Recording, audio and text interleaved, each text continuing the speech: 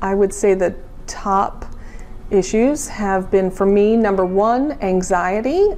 That's something, GAD, generalized anxiety disorder, I've been diagnosed with my whole life, as long as I can remember. Some things I do are frequent breaks for meditation and prayer. I am on prescription medications as well. I currently take Buspar and I take Prozac. So I think for me, number one, anxiety. It really does affect all aspects of my life. I would say on a daily basis, my kind of average level would be probably like a 5 or so. I can get down to a 3, but usually on a daily basis, I spike up to about a 7, different circumstances, work, life. And then usually once or twice a month, I do tend to ramp it right up to a nice number 10. So that is something that I struggle with. I would say for me, a second would be fatigue. That is something that, although I limit my caffeine intake because I don't want those crashes, I do have to have coffee, or I have to get up and walk around. I have a timer at my work where I get up and walk around because I get very fatigued. Usually I'll have a slow start to the day, kind of ramp up, feel good mid-morning, then kind of slump again, then up in the afternoon, and then slump again. I do try to space out how often I eat, 5 small meals, rather than filling up and then really just going comatose. But I do find that I have very little energy other than work and responsibilities. It's hard to go, I want to do all these things when I'm just pooped. I would say energy is very low in the morning, probably starting around 5 or 6, you know, just trying to get up, get moving around. I would say my energy gets up to about a good solid 8, and then slumps back down to 5 or 6, again back up to an 8 or so when I have my afternoon snack, getting up frequently to move around. But by the evening time, you know, sometimes I even just have to get up so I don't fall asleep in the chair. You know, I'm like, oh, I got stuff I got to get done here. I would say, still going through my top issues for me, I think definitely up there is my jaw pain. Starting a few months ago, I've always had clicking and grinding and clacking with my teeth, but several months ago, it really just started with a constant pain on the lower right side that I take ibuprofen and Tylenol as allowed. But it's still just a dull, achy pain. And then if I speak a lot, if I eat things, maybe I shouldn't anyway, crunchy things, I find that the pain does intensify. It can be throbbing. I'll massage or apply pressure to try to relieve that. I'll kind of clench on the inside of my cheeks to try to alleviate that. I can kind of ignore it throughout the day, but I often get headaches kind of with it, you know, other areas being irritated. But it really is a lot of jaw pain that's distracting. I'm not able to focus on what I'm trying to do. So what I first did was I went to my dentist just to make sure, hey, did I crack anything, you know, but they checked. I had recently had x-rays and a cleaning and everything checked out fine. When I went in for this issue, bites fine, no breaks, no cracks. I even went in for a follow-up just to make sure they hadn't missed any hairlines. And the dentist checked me out okay. So that was not the issue. It wasn't with the teeth. I would say my fourth area would be my neck. I have a lot of tension, I think a lot of people do, in their neck area. I was a passenger in an MVA when I was a teenager, a few years ago, and the S-curve in my neck had been straightened out accidentally. Everything else fine though.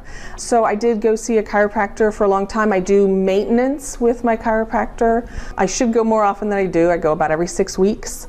However, I find I get very tired with my neck. I find that I'm rubbing it a lot because it gets sore. Not just the back, where I get a lot of headaches right at the base of the head, but also in the front. I find I'm very sore. Up here, just very tender to the touch. And again, a lot of headaches back here. So clenching, I'll get headaches here. Back here, I know it's my neck. I'm craning. I'm moving my head forward. And not just when I'm at the computer, but I find I'm doing it just speaking to people. So I'm on gabapentin for, the doctor said, restless leg syndrome. It wasn't that creepy crawly that a lot of people describe. For me, it was more the need to feel to clench my legs. and my glutes because of the pain. That everything felt very tender, like it didn't want to be touched, like all the nerves were very irritated. Ooh, I don't like to go without gabapentin. The doctor did try to put me on a much higher dose, which I didn't care for because then I just zonked out. I'm on, I believe, 100 milligrams, so they tried 300, which was 3 times a day, and that was not conducive to working or being alert at the wheel. And so we went down to just the 100. If I run out and I take it in the evening, I cannot sleep. All of my nerves, mostly in my legs, I think I notice it, but all of my nerves are very irritated, and I find that I want to clench everything, so I have to do a lot of stretches, and it's not very comfortable.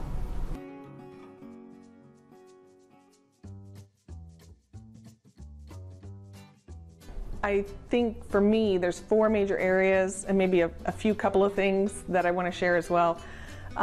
My top 4 areas for my anxiety, there's been a huge increase, probably about 75%. I've had some life events, life happens, but I find that I'm handling them better, not even realizing it until after the fact when I go, hey, you know, I haven't had big spikes in anxiety, panic attacks as I would have previously, especially with the life events recently, that they've been so similar to previous ones. Just kind of comparing on my own how I'm behaving.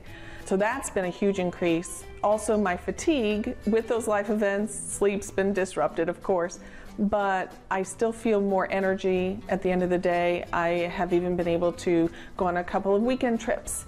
Whereas before I probably would have made excuses not to go. And that was 2 weekends in a row. I was like, wow, I actually still have energy. So that was great. The jaw pain, I haven't had any, like the reason I came in, like 100% gone. And the neck pain as well. Normally I would have had to go to the chiropractor by now because the pain would have been so debilitating. And I have not seen the chiropractor once. So I think also one of the other things I didn't expect to see is that my balance has been better. I almost tripped the other day over a little chihuahua. And normally before I would have stumbled or I would have had to catch myself. But I actually was able to right myself without using any help from, you know, a wall or a chair or anything. So that was surprising to me. So that was pretty nice. I would say 100% for both. For the jaw, I'm not having any pain, and then for the neck as well, there's not been any pain, even when getting up or after a long day at the desk. You know, I'm doing my exercises, my stretches, and I'm not having any pain, which is nice. So for 6 weeks ago, Sarah, I was very hopeful. I'm a very hopeful person. At the same time, I still was very guarded. I wasn't wanting to get my hopes up per se. So I was hopeful for maybe a 50% improvement, as was my spouse. And surprisingly, you know, I don't think about it during the day, but then when I go, okay, what are my levels? I'm like, wow, this is to me more like 90% improvement. And to see myself put that down on paper was kind of, oh yeah, I do feel really good. So I think it's okay, it's healthy to be skeptical, but I think it's also okay to be very hopeful and invest in yourself. So that's what I would tell myself 6 weeks ago, or anybody else looking at it. I'm glad you mentioned this snoring. I had forgotten. On those weekend trips, I went out of town with my sister. She said she noticed no snoring. My spouse also has noticed no snoring. And I have not been up as much in the night. So again, fatigue, life events happen and everything, but I think the fatigue sources are different, where it's not the sleep disruption from snoring.